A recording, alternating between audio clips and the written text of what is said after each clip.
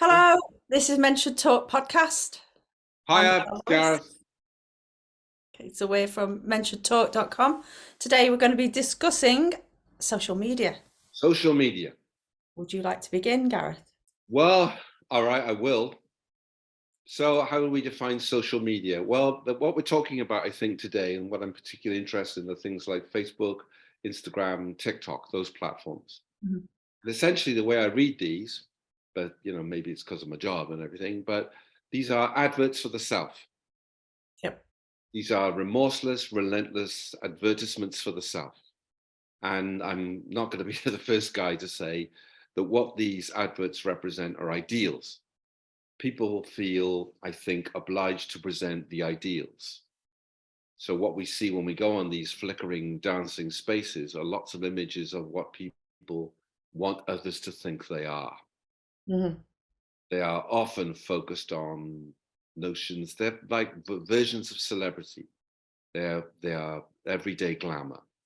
There are people saying this is what's happening in my life. I'm not going to tell you anything dark or difficult about my life, unless it's dramatic. What I am going to tell you about is the shiny, happy surface of my life. And I have to say that people talking about social media and the impact of social media on their lives is a very significant part of what we talk about. And one of the things that strikes me about this is the sheer newness of it. And it really makes me feel old, but the whole idea of social media operating with this intensity at this speed is new. This is 20 years old, maybe. I remember, being at the university in the 90s and having a Nokia 3310, I think.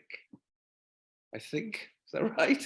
Right. But the whole idea of social media, of it operating on your phone at this scale, at this speed, with this intensity, is really, really new. Hmm. And it's kind of fascinating to me that it's taken hold the way it has. However, there's a whole generation of adults who would not know a world without social media. Yeah. 25-year-olds today, they've been brought up, their world has always had social media in it. There's So a, it's and kind of there's another. a really useful phrase here. Is that what social media generates is relational networks. Yeah.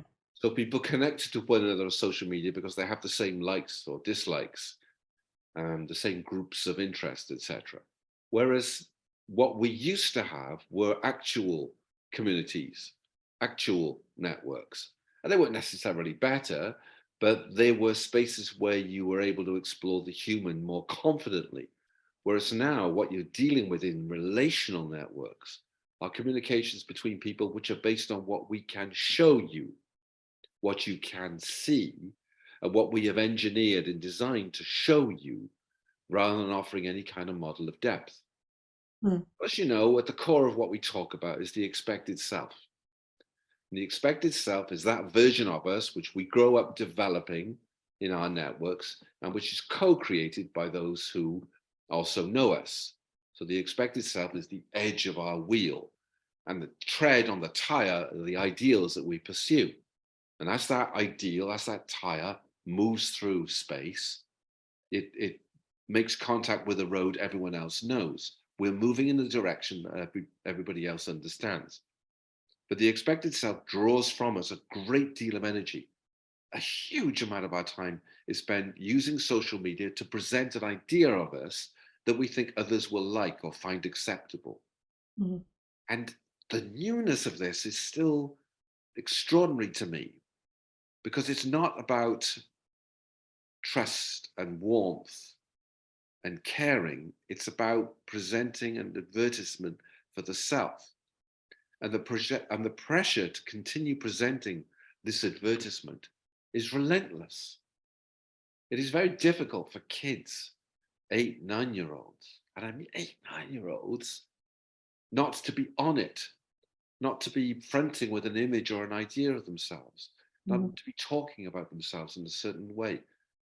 And it's kind of, I think it must be quite destabilizing for kids to have the world of kids around them and friends and family they know, but also the necessity of performing that identity on social media.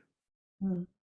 I also find that a lot of clients will when you ask them about whether they recheck things, for example, we're not actually asking them if they've got a diagnosis of OCD, but quite often if they're not checking the light switch 5 or 6 times ritualistically, they will say, I can't sleep properly. And you go, well, how's your relationship with social media? Oh yeah, I'm on Facebook all night, or when I wake up at night, I go on Instagram. Well, that's really not going to help with Yeah. trying to get proper rest and trying to actually focus on yourself and not your relationship with others or what others might think of you, how many likes you've got, or what's complicated, I think, with social media is all the benefits of it as well, because it's really taken off. But possibly, during the pandemic, all our work had to be done Yeah. via Zoom. It's not social media, but via electronic Well, form. And it's about making these distinctions, isn't it? Because these technologies that enable us to communicate just like this with clients have been super and really useful to us. But I'm kind of want to make a distinction between one-to-one communications yeah, and the things that happen on massive, powerful platforms like Instagram, which is very, very much about creating and furnishing an ideal that we're supposed to mhm, cleave to. yes. So it's important to make that distinction. But yeah, I Yeah, do find a lot of clients will say, yeah, my social media either usage or whatever is interfering with normal everyday functioning to the point yeah. where we need to have a discussion about that and see why, or where they could compromise, or where they may be able to switch that phone off for a little while and I mean, concentrate in on terms of what's in how front of them. you know this really well, in terms of how the brain functions, if you're looking at social media, if you're looking at Instagram late at night and hoping to go to sleep, it's like turning all the lights on in your house and wondering why it's not dark. Yes. Your brain is lit up by all these images and ideals. And if you get into discussions and DMs and start communicating with individuals, who are also creating adverts themselves, you co-create more and more tension, more and more of these stories that go into the expected self, and you don't leave yourself alone. Mhm. You don't leave this expected self alone. You don't leave this ideal alone. You keep working at it. And you're not actually working at you. You're working at the representation of you. Mhm. You're emptying yourself out to create an image that you hope other people will like or follow or engage with. And of course, there can be benefits to this, but what we talk about and what we encounter on a regular basis are those people who suffer quite badly with it. Yeah. I've, Yes. I've had clients come to see me and they're really, really upset. And what's the problem? Well, not enough people are liking my pictures. It's a Mm. very difficult thing to hear, isn't it? Because it's this is a very new phenomena. But if people are at a core quite insecure, quite frightened, feel quite lonely, then social media is a space where they might find some tenuous friendships. But because they are, virtual, because they don't actually exist, because they're not embedded in human networks of trust, they quite easily fracture. Mhm. So they're left feeling fragile and inexplicably alone. The other, there's a connection here, I think, and it's to do with speed. So this might sound odd, but I want to say it, that the speed of information we receive on television has changed. The speed of cuts. So the news is cut and edited far more quickly than it used to be. Images bounce against one another far more quickly than they used to. Furthermore, you have on television presenters who bounce within seconds from a deeply involving, painful story to a happy one story and to then a sad story. And they go through these things in the kind of speed that people go through social media. Yeah. We go from happy to sad to disgruntled to angry very, very quickly. So when we see television presenters who are expressing or manifesting the kind of flickering attention that we get when we use social media. There's a kind of coming together of two different networks here, a television way of saying things and putting things out, and the social media one. So how do people in the midst of this find any kind of stability? Mm. Essentially, you've got presenters who will be doing emoji faces, sad face, happy face, sad face, happy They're face. also managing or having their own social media managed for them simultaneously as well. Yeah. So So it's an extraordinary new pace that we're going into. So almost through necessity, what we talk about is the importance of slowing down and yeah. saying that moving at this pace all the time is doing you no good at all. It is momentarily exciting, but to sustain it does nothing for your nervous system. It does nothing for your breathing. It does nothing to look after you because you're chasing all the time, trying to get someone's attention.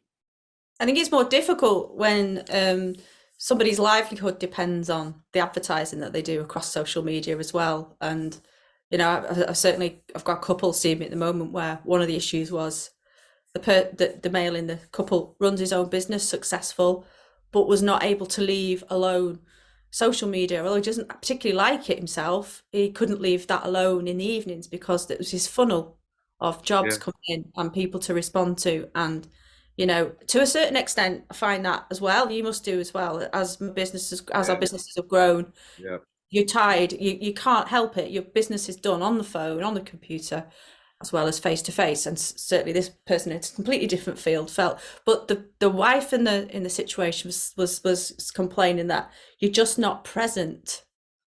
You're just not present. That was all she wanted, was presence. This And is that a great point. distraction Yeah. of social media, even though it's necessary, needed to be managed and checked in the same way that we think about our bodies or our relationship to our Well, emotions. what I was going to say was this is about a really, really old fashioned thing. This is about discipline because it's one thing to be able to say to someone, "Oh yeah, you need to shut down your computer at 6 o'clock every day," because he will see the sense. Yeah, it's a good idea because my wife and my kids want me to be fully present. Fair enough. Well, it makes sense. But I'm afraid it isn't as simple as that. Because if a man, in our economy is not strong, and if a man is, working as hard as he can, he will have, perhaps at his very core, the felt necessity to keep working, to keep going, to keep doing things. So whilst he will see the sense of switching off the computer, a very, very powerful emotional force within him says, you need to keep it on. You need just to check that job, or just to check that job, or just to send that email. And the force of that within him is the thing that keeps him online. That's the thing that keeps him doing stuff, even though part of him knows he shouldn't be. Mhm. So then he's caught between wanting to switch it off because he does want to be present, but the need, and sometimes the stronger need, to keep the family going because he feels like it's his burden, it's his duty, it's his responsibility. So he struggles to switch it off. Yeah. But I think it's important for us to draw a distinction between the ways in which individuals manage their life through social media, through businesses, etc., and those people who, for entertainment, plunge into the spinning wheel of Instagram, Mhm. because that, for Yeah. me, is an equally injurious space because it takes people away from themselves and into the dancing pictures and away from the ability to just be calm and be with themselves and to be fully present just for themselves. Yeah. It's interesting when you see people say, I'm coming off social media, or they actually put something on Facebook or Instagram. I'm coming off this now for a bit. And the flurry of people going, I hope you're all right. What's the matter?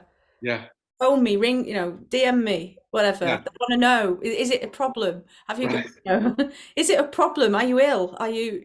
And Yeah, actually, probably what yeah, they want is a mental and physical break from what you're just explaining, that constant dance of images and yeah. It's yeah. You're right. When people says I'm coming off social media, it does engender those an odd flurry of remarks around it. But the point for us, I think, about that is that it's the new norm.